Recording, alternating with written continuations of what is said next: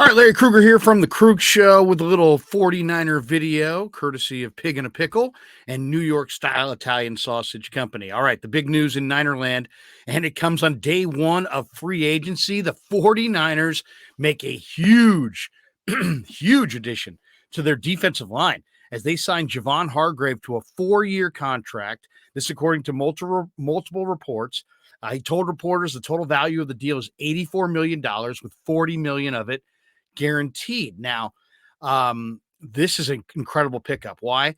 Hargrave was the highest ranked player on many of the free agent top 100 lists who did not get franchise tagged. He's only 30. He originally was a third-round pick of the Steelers back in 2016.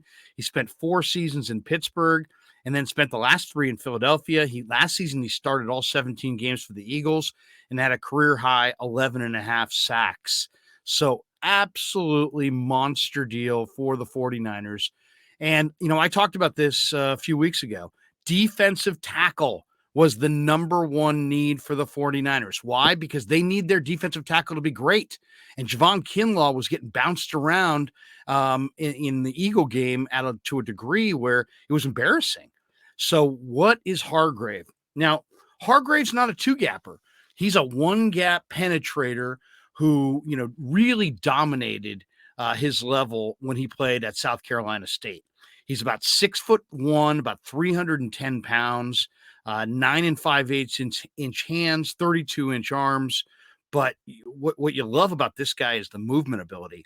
He ran 4.93 in the 40 coming out. He had a 1.7 10-yard split. Really athletic guy, 34.5-inch vertical, really strong, 29 bench press reps coming out in the draft. So, you don't typically in college see defensive tackles among the nation's leaders in sacks, even at the FCS level. But that's exactly what we saw from Hargrave as a young player. 2014, 2015, he was an AP All-American. He was the MEAC Defensive Player of the Year in 2014, ranked 3rd in the FCS with 16 sacks as a junior. He had 6 sacks against Bethune-Cookman in college, a figure that tied the FCS single-game record, by the way. And then 13.5 more his final year at South Carolina State. He also had 45.5 tackles for loss over those final 2 seasons in college. So what does he bring? He brings size. He brings brute strength. He brings incredible quickness. We're talking about a player that's always been incredibly talented, but he was raw. And now they're getting the Niners, I think, are going to get the best of Javon Hargrave. Why? Because, he's got far more technique after playing in Pittsburgh and Philadelphia than he did coming out of South Carolina State. Coming out of South Carolina State, he was just a rolling ball of butcher knives. He was just an incredibly athletic player, but no real technique. Now he's got tremendous technique, played inside next to Fletcher Cox. And, it was going to take a little patience up front. But the Steelers, of course, drafted him and showed that patience. He's got burly thighs. He carries a lot of his weight in his thighs, and he's got a real compact frame. And what it does is it allows him to play with leverage. And you can see him, unlike, most defensive tackles, this guy's dip and rip move is absolutely fantastic. He can dip and get real low. Totally dominated the FCS level. But what I really love about him, incredible foot quickness. The 49ers were getting 0 pass rush out of Javon Kinlaw. This guy can rush the passer. He's got, as I said, he's got a dip and rip move. He's got a spin move. He's got a really, really good spin move. He gets up the field with a burst and into the blockers. What I love about Hargrave is the motor never stops revving. This guy's motor just keeps going and going and going. And the effort that he shows is really incredible. So, foundation piece to the defense. We talked about this. 49ers can't just have a guy at defensive tackle. They got to have a monster. They had DeForest Buckner. Then they had DJ Jones. This year, you could run on the 49ers inside, and Kinlaw gave them 0 as a pass rusher. So, this is a guy who, came out of college. He was a little inconsistent with his hands. He was a little raw, but had this incredible talent and playmaking ability. Now he's been in the league. He's got much more technique. He still has that quickness to rush the passer. He still has those pass rushing array of pass rush moves. What he isn't is he doesn't have super long arms. He's kind of squatty. He's got kind of short arms. He's not a real long-armed guy, but but the player that he was coming out of college was a raw player. He was a raw pass rusher who just relied on athleticism to get to the quarterback. And it worked. It worked for him. But now you're talking about a player that has moves and counter moves. So now you got a guy with a motor and moves who's just relentless rushing the passer. In his feel for the game is far better than it used to be. His anchor ability, his ability to anchor against the run, far better than it used to be. So he doesn't have great length. His technique and feel for the game were going to take a little bit of time, but now the 49ers are getting a player who, really, I was impressed by Javon Hargrave when I saw him at the East-West Shrine practices the year he came out of South Carolina State, because he was all over the place. I mean, the size, the speed, the production, it was amazing. Then he goes to Pittsburgh and played in a rotation and was really, really good there his final year there. Then jumped to Philadelphia. Now, the Eagles have tremendous cap problems right now, so they don't have the ability to spend on a lot of their players. And I love this because it's a double hit. The Niners get this player, the Eagles lose this player, and the balance of power in the conference shifts in the Niners' direction. So I love this pickup for competitive reasons. It takes them away from the Philadelphia Eagles. I love it from the perspective of they're getting a player with a lot of football left who's had a relatively injury-free career, knock on wood. But you're also getting back to what you had with DeForest Buckner. You now have in Eric Armstead and Javon Hargrave, two guys who can rush the passer. We talked about this over the last couple of years. Every single guy on a defensive line has to be a pass rusher these days. The game's a passing game.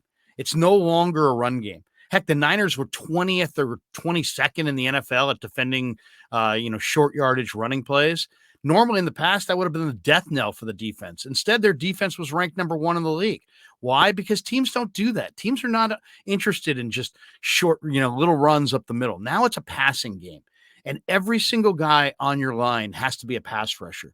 If you have a guy who's not rushing the passer on your defensive line, that's kind of like having a big man in an NBA game who cannot shoot. You don't have to defend that shooter, right? So it's like playing 5-on-4 on that end of the floor. Well, the same can be said. You've got 5 blockers on the offensive line. You got 4 rushers if you're rushing 4. And if you have one guy that can't get to the quarterback, guess what? You can just kind of put a body in front of that guy, give him a 2-hand shiver and then help out on the other guys. So that's the Niners' problem in recent days, I think, is that they need another guy on their front line. We talked about this. Look at the last 10 years of the Super Bowl. Look at the teams who have won the Super Bowl. The Chiefs had Chris Jones and Frank Clark. The Rams had Aaron Donald and Von Miller. I mean, if you go back to the Eagles, they had Fletcher Cox and Derek Barnett and Brandon Graham for that matter. The point is this: if you're going to have a Super Bowl caliber defensive line, if everything that you do on defense is predicated on your line wreaking havoc, you need 2 guys on your front line, your front 4, that cause double teams. Now on this line, you've got Bosa, you've got Armstead, now you have Hargrave. Between the 3 of those guys, 2 of those guys have to be combo blocked on almost every single play. So it really sets up. If I was a free agent defensive end, I'd be running to the 49ers. You kidding me? I can play with Nick Bosa, Javon Hargrave, Eric Armstead, Chris Kocherik's scheme, this offense scoring 30 a game, and I can play opposite Bosa on this line. If I was Charles Omenihu, if I was Samson Ebukam, if I was Jordan Willis, if I was any edge rusher, I would absolutely die to play on this line because you're getting one-on-one blocks all day long, and if you can't beat a one-on-one block, you probably don't belong in the league. So great move by John Lynch. Incredible move by the 49ers. Defensive tackle was the number 1 need. This team needs an offensive tackle, but they got to the NFC Championship game against the Rams 2 years ago. They had a right side of their line of Daniel Brunskill and Tom Compton. You can make do with lesser guys on your offensive line if you're well schemed and well coached. There's no making do on your defensive line or on your defense, period. You need guys. You need real guys who have talent, guys who can have athleticism, guys who can rush the passer, guys who can play the run. Today, the 49ers got Absolutely. And I don't know how the rest of their free agent moves are going to go. I can't imagine they can afford too many more. But this, if you're going, we talked about Deron Payne. Go get Deron Payne. Go get Deron Payne. In a lot of ways, Hargrave is the exact same kind of thing. He's big and burly and can stop the run inside. But more importantly, when it gets to key passing downs, this guy can rush the passer. Javon Kinlaw, I think, no attack on Javon. He's a great kid. I think he's got like 1.5 sacks in like his entire career. He's not a pass rusher. He cannot get to the passer. They needed somebody with an interior rush ability. And guess what? You got to pay for those guys in free agency. And they got a damn good one in Javon Hargrave. All right. Hope you enjoyed the 49er video. We'll have more all throughout the day and the week on the 49ers and NFL free agency on the Krueger Show, sponsored by New York Style Italian Sausage and, of course, our good friends at Pig in a Pickle.